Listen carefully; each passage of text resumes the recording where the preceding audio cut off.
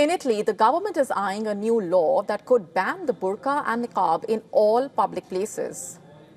Critics arguing that this bill risks targeting Muslim women, restricting religious freedom, and fueling divisions in Italy's multicultural society.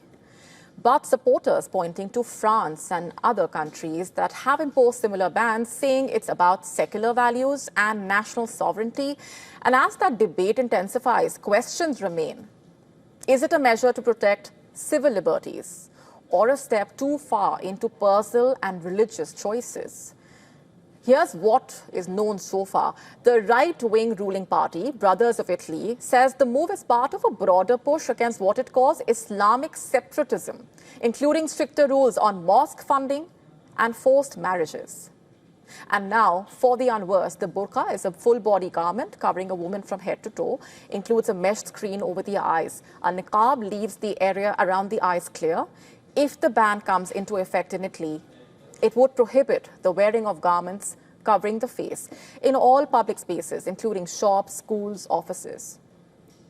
And those who violate the ban reportedly would face a fine.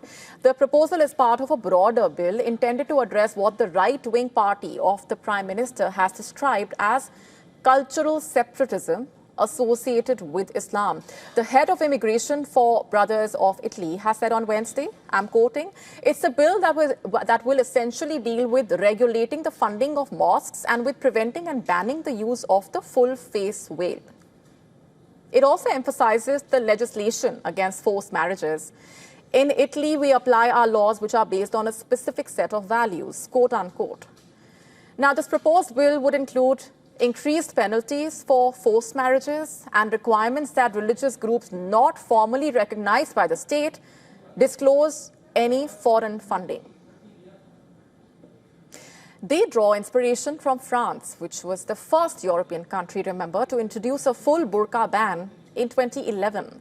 And since then, Belgium, Denmark, Switzerland, several others have imposed full or partial bans on women's clothing related to Islam. Italy already has a law dating back to 1975 that prohibits complete face covering in public places. Though it does not specifically mention burqas, the bill also introduces several new criminal provisions, including penalties for virginity testing, while strengthening punishment for forced marriages by adding religious coercion as grounds for prosecution. Meloni's coalition partner presented more limited legislation focusing on face coverings earlier this year itself. It is currently under review in a parliamentary commission. But it was not clear if it would be merged with this new bill proposal. Since the coalition has a strong majority in the parliament, such legislation should find backing. Although there was no immediate timetable for its debate, the proposed bill is expected to spark intense debate in Italy's parliament, with lawmakers and civil rights groups weighing in on both sides. If passed, it would mark a shift in Italy's approach to religious freedom and could set a precedent for further legislation targeting Islamic practices. For now, the bill remains a proposal, and many questions about its implementation and impact on Italy's Muslim communities remain unanswered.